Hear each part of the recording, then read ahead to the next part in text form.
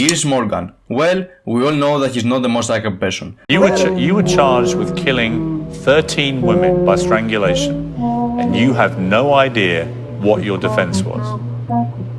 Do you think I'm an idiot, Lorenzo? Do I look an idiot to you? Can I go back? Have a good day, y'all. Thank you. As you can see, life in prison seems like a fair option to speak to him, but I know it may sound weird, he has some valid points, like this one where he talked to morbidly obese people about body positivity. Obese, I'm a plus-size, curvy lady. Do you find the term obese offensive and insensitive, unpleasant? I find it very offensive. Yeah. It's just not a nice word. The only reason words can be helpful is via the connection with negative emotions. Being called obese is a medical term, it's not offensive. The reason you believe it is, it that makes you realize the problem. It makes clearer and demands change. Ignorance is bliss. And no, you can't expect people, and especially doctors, to stop calling you obese if that's what best describes your condition. Believe me, there may be some of the heart-related problem that doesn't specifically enjoy hearing the medical term of his illness. It's the same thing though. I don't think it should just be targeted at plus-size girls. You've got, size maybe 12 ladies that could be deemed to be unhealthy because they smoke or they drink. Being fat doesn't necessarily make you unhealthy. Yes, you may be obese and healthy at the same time. The problem is that this won't last for long. The problem many obese people fail to realize that it doesn't matter if right now you don't feel specifically unhealthy. Your weight is making you 5 to 10 times more likely to die from any cause. I mean, that's serious. And yes, smoking also has the same effect, so a smoker may not have lung problems and may never develop them, but they are putting their health at immense risk. I think Would you like to be 6 stone heavier? That's what Tess Holliday is. She's your height. In fact, she's an inch smaller than you. It doesn't matter about what Tess is or what I am. I'm individual to me. You're 16 stone? Yes. You're classified as obese. How does that make you feel when you hear that? I mean, it doesn't offend me. I think it's how you take on words and labels. I like the term plus size. I feel proud. I feel confident. It's who I embrace who I am. Why would anyone be proud of being fat? Cut the nonsense already. It didn't require effort, it didn't need time, it didn't need patience. It's just you not being able to control your impulses. It happens to many people. I don't see an alcoholic be proud of who they are though. Even those people are more honest. Plus size, you see, who's that? Ashley Graham, isn't it? Is the plus size model. I've sat next to her at a dinner party and I thought she was a wonderfully positive body image, right? That's not what I'm talking about. I don't look at you and see somebody I think looks dangerously overweight. Right? You're my weight, right? Which is obviously svelte and everything else. I'm talking about the Tess Holliday area, where I think she's being used in a very, and we'll come to Gemma, isn't it? I think she's being used in quite a cynical way. I think she's being used in a way that unfortunately means she can now only make money if she stays at 300 pounds or larger. And she said in the interview, I've never been heavier, I've never been happier. Does any woman ever really believe that the heavier they get, the happier they are? I think that's open to individuals and personality. I think putting a label on everybody who comes under the BMI of obese or morbidly obese is actually quite ignorant, because we're all very different. As you can see, we're all very diverse in who we are. We're completely different personalities. The way we carry ourselves is all different. I've been 28 stone. I've lost 13 stone. Why did you lose 13 stone? Because I felt at the time that was something I needed to do. Why? That's a complete lie.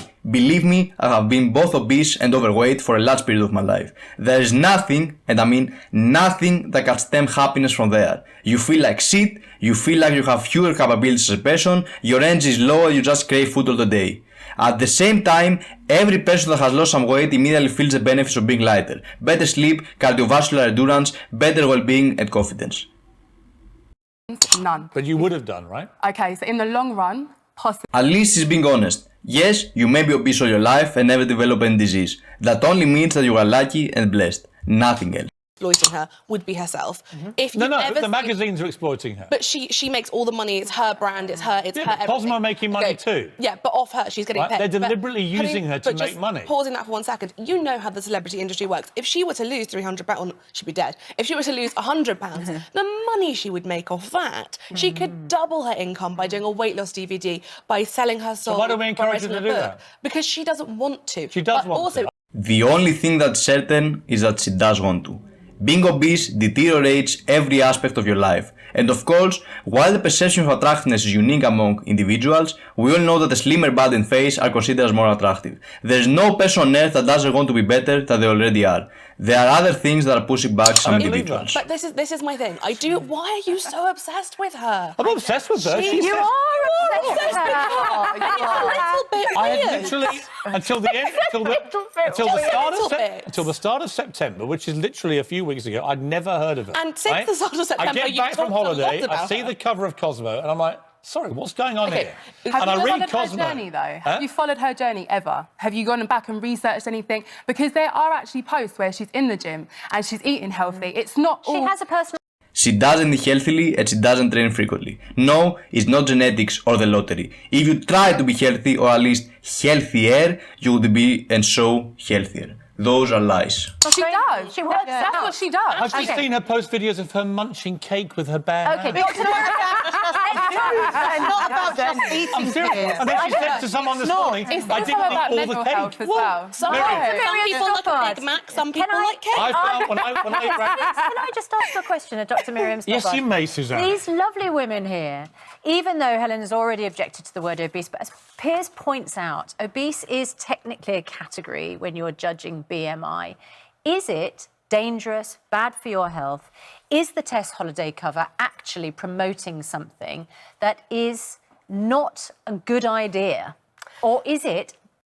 Let's not continue further into this video. Of course, the doctor said what common sense and science are dictating. A high BMI is one of the most prevalent reasons for many diseases. Let's talk a bit about what the co-host said. Fighting yourself and feeling bad and trying to lose weight are two separate things. No one tells you that you should put pressure on and feel ashamed for being obese. People like me who have been in this state know how easy indeed it is for some individuals to reach those highs. But glamorizing and glorifying obesity is immoral. Telling people that munching cakes and eating pizza all day is good for you and your mental health and not wanting to move from the state is similar to saying to people to never stop smoking and not wear seatbelts when entering their vehicle. Because that you are and you should not fight it. No logic behind those statements. Piers is not obsessed. He's rightly concerned about the dangerous nature of these comments. Are not going to be supportive, or maybe they won't like it. My community, the Korean community, is going to be really disappointed that there's a fat Korean walking around the world.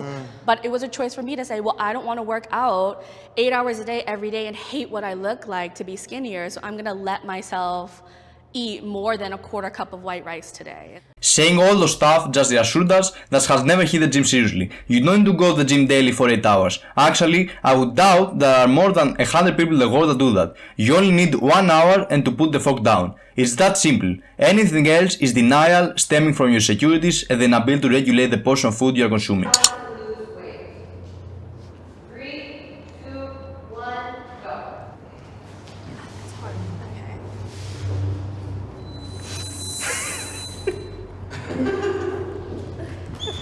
The reason I hesitated so much is because I will love the way I look no matter what.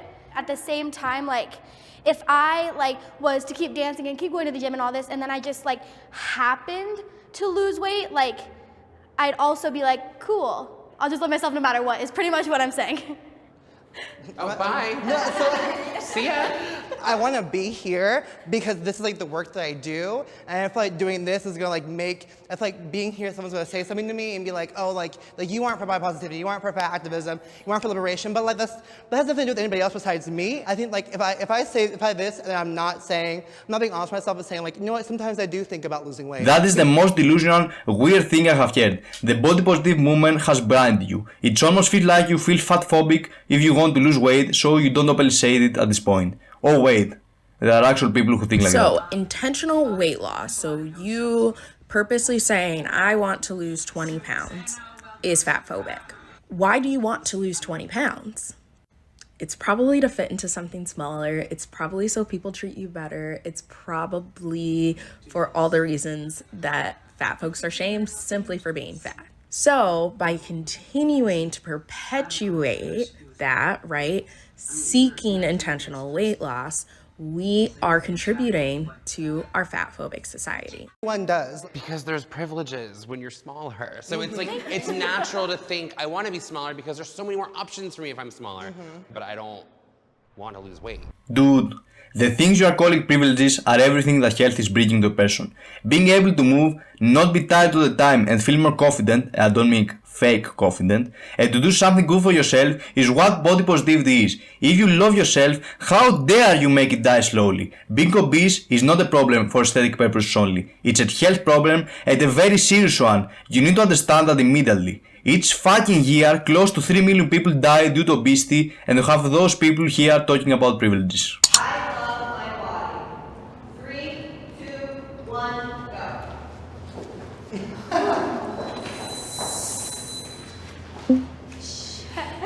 I love my body, but it took a lot of time to get there. No, you don't love your body. You live each and every day harming it while at the same time lying to yourself about it. An obese person can be attractive, can be talented, can be hardworking, and can be interesting. But we don't talk about aesthetics here. I believe that the body positivity movement is utterly irrational, giving excuses to obese people, giving them false reasons to take like that, and making them more likely to prematurely die. At the same time, they are altering the reality, making it seem like that the medicine horde has only vetted obesity as a way to control people. This is dangerous and insane. Don't fall into this trap. If you are an obese person out there, I know what you are going through. And yes, it's way more difficult for you due to genetic predisposition, slower metabolic rate, and leptin resistance. Those are real things, but being obese is a choice. You don't have to change everything, just a little bit makes a huge difference. If you are searching for role models, this one, Brentlyg, makes the perfect body positivity protagonist. I was Andrew for Just Psychology, and I'm out. Little update in my fitness journey, I've realized that I have 2 new abilities that I didn't used to have before. I'll show you. One of them is getting up and down off the floor, no hands. Check this out.